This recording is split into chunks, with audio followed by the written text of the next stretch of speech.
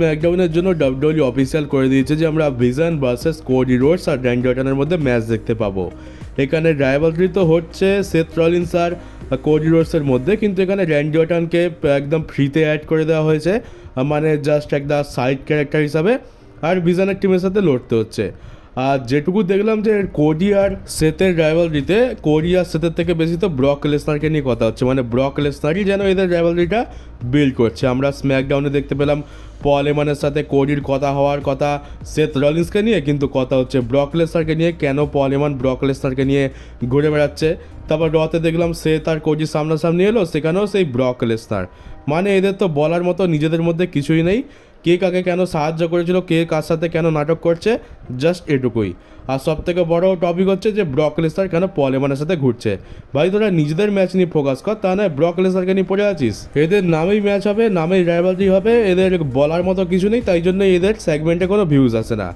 আর তাছাড়া এই যে ব্যাপারটা হচ্ছে যে এদের মধ্যে যে ম্যাচটা বুক করা হয়েছে, তো অনেকে বলছে নাকি এই ম্যাচে র্যান্ডি অর্টনের হিল টার্ন হবে। তো দেখো আমার তো মনে হয় না যেখানে হিল টার্ন হবে, কারণ এইটা একটা অনেক বড় জিনিস। এটা যদি করাতে হয় তাহলে কোনো একটা প্রিমিয়াম লাইভ ইভেন্টে কোনো একটা বড় জায়গাতেই করাবে।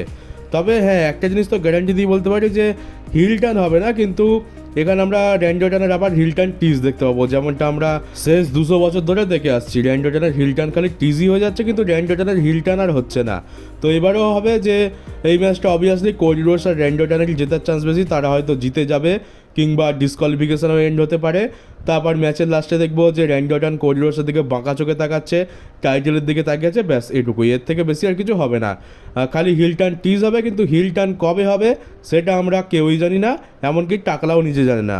হয় এই টাকলা জানেই না যে র্যান্ডি অর্টনকে কীভাবে ইউজ করতে হবে, আর না হলে এ পুরোপুরি নাটক করছে, মানে ইচ্ছা করে র্যান্ডি অর্টনকে এত বাজেভাবে ইউজ করছে। নাহলে এককালে যখন ডাব্লিউডাব্লিউই লকডাউনের সময় চলছিল তখন র্যান্ডি অর্টন মানে সুপারস্টার তেমন কোনো ছিল না, তো ভিন্স ম্যাকম্যান র্যান্ডি অর্টনকে যেভাবে ইউজ করেছিল আজও আমাদের মনে আছে।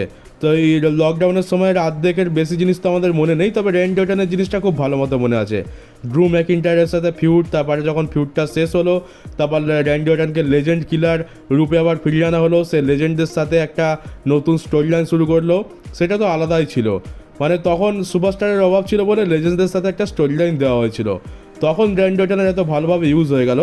আর এখন এত স্টার থাকা সত্ত্বেও র্যান্ডি অর্টন কিনা একজন জবারের মতো কাজ করে যাচ্ছে।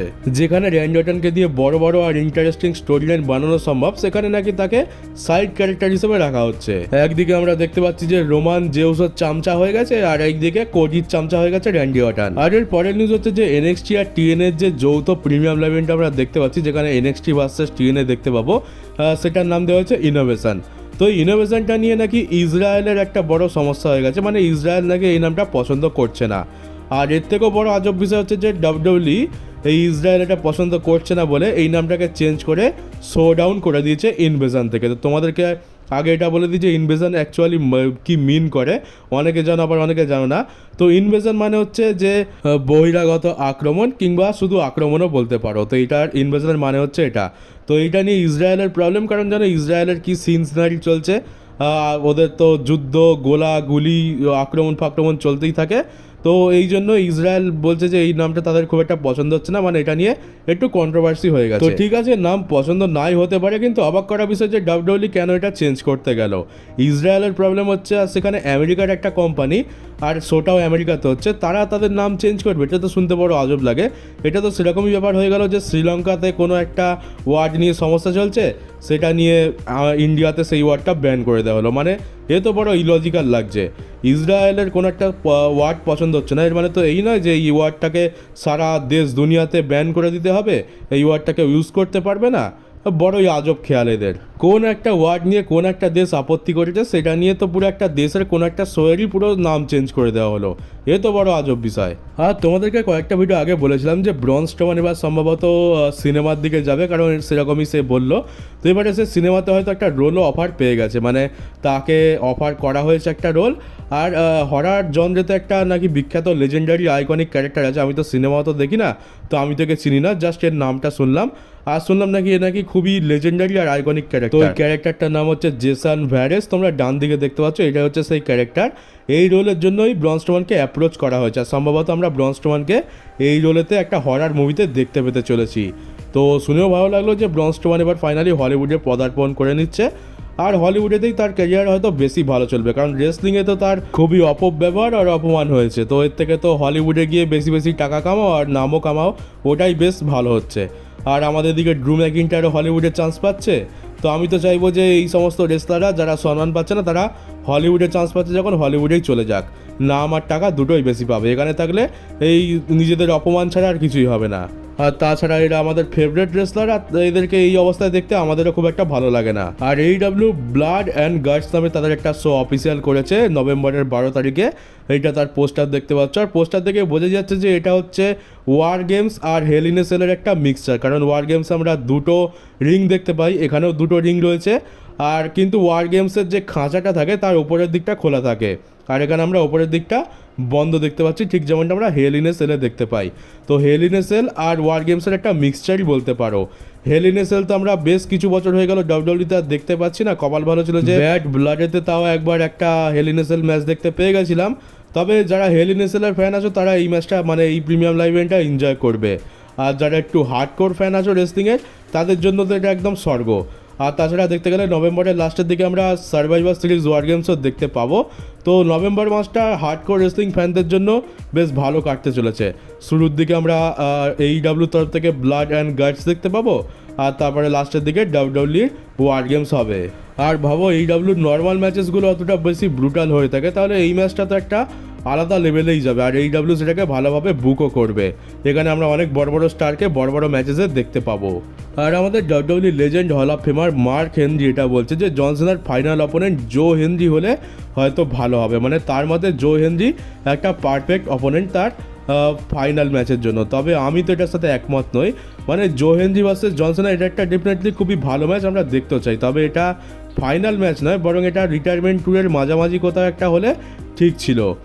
কিন্তু এটা ফাইনাল ম্যাচ তো একদমই ডিজার্ভ করে না।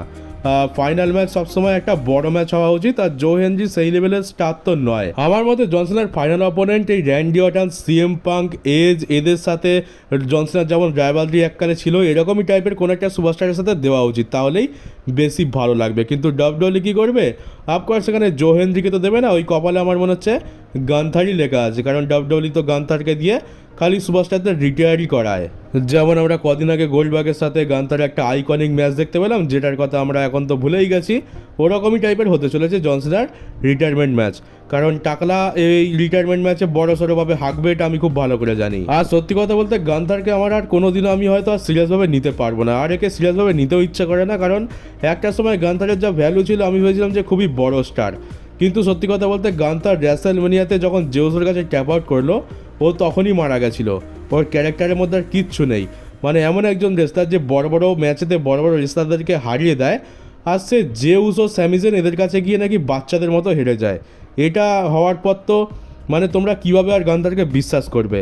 গান্থার এমন একটা রেসলার যে কোনো ম্যাচে হেরে যেতে পারে। WWE গান্থারকে যতই স্ট্রংভাবে বুক করবো না কেন, আমরা আর কোনোদিনও গান্থারের ওপর সেই ভরসাটা দেখাতে পারবো না। আর কয়েকটা ভিডিও আগে আমি তোমাদেরকে বলেছিলাম যে এই 29 তারিখে, মানে আমাদের এখানে তো 30 তারিখ হয়, তো WWE জন সিনা রিলেটেড কিছু একটা অ্যানাউন্স করতে চলেছে। তো সেটা ফাইনালি অ্যানাউন্স হয়েই গেছে। যেমনটা আমি বলেছিলাম যে হয়তো তার রিটায়ারমেন্ট ডেট অ্যানাউন্স হবে, কারণ রিটায়ারমেন্ট ডেট নিয়ে বহুত কনফিউশন চলছে। নভেম্বর হবে না ডিসেম্বর হবে কিছু বোঝা যাচ্ছে না। তো এবার সেটা পুরোপুরি অফিসিয়াল করে দিয়েছে যে ডিসেম্বরের 13 তারিখে স্যাটারডে নাইটস মেন ইভেন্টের যে শোটা হবে সেখানেই আমরা জন সিনার ফাইনাল ম্যাচ দেখতে পাবো। এটা হচ্ছে অফিসিয়াল, এটা টাকলা অ্যানাউন্স করে দিয়েছে। আর টাকলা অ্যানাউন্স করার পর সে একদম চোখে জল এসে গেছে, মুখ লাল হয়ে গেছে, মানে খুব ইমোশনাল এমনটা দেখাচ্ছে। এ তো শুধুমাত্র নাটক, আমরা খুব ভালো করে জানি যে জন সিনা রিটায়ার হচ্ছে। এতে আমরা WWE ইউনিভার্স খুব কষ্ট পাচ্ছি, তাছাড়া WWE ভেতরে অনেকে এটা নিয়ে খুবই স্যাড। কিন্তু একজন একদমই স্যাড হবে না, সে হচ্ছে আমাদের এই টাকলাই সব থেকে বেশি খুশি জন সিনার রিটায়ার হওয়াতে। আর তাছাড়া রিসেন্ট টাইমে আমরা টাকলা আর জন সিনার মধ্যে যে ঝামেলাটা দেখতে পেলাম, তারপর তো এটা আমরা বিশ্বাসই করবো না। টাকলা এইসব কুমিরের কান্না অন্য কাউকেই দেখা। আমরা WWE ফ্যান্সরা আর অত বোকা নেই যে ওর ওই ন্যাকা কান্নাতে বিশ্বাস করে নেবো, আমরা সত্যিটা খুব ভালো করেই জানি। তো চলো গাইজ, এই ভিডিওটা এই পর্যন্তই ছিল। কেমন লাগলো কমেন্ট বক্সে অবশ্যই জানিও। নতুন হয়ে থাকলে চ্যানেলটাকে সাবস্ক্রাইব করে নোটিফিকেশন বেলটাকে অবশ্যই অন করে দিও, আর পারলে ভিডিওটাকে শেয়ার করে দিও। তো চলো এবার দেখা হচ্ছে WWE আর AEW একটা নতুন নিউজ ভিডিওতে।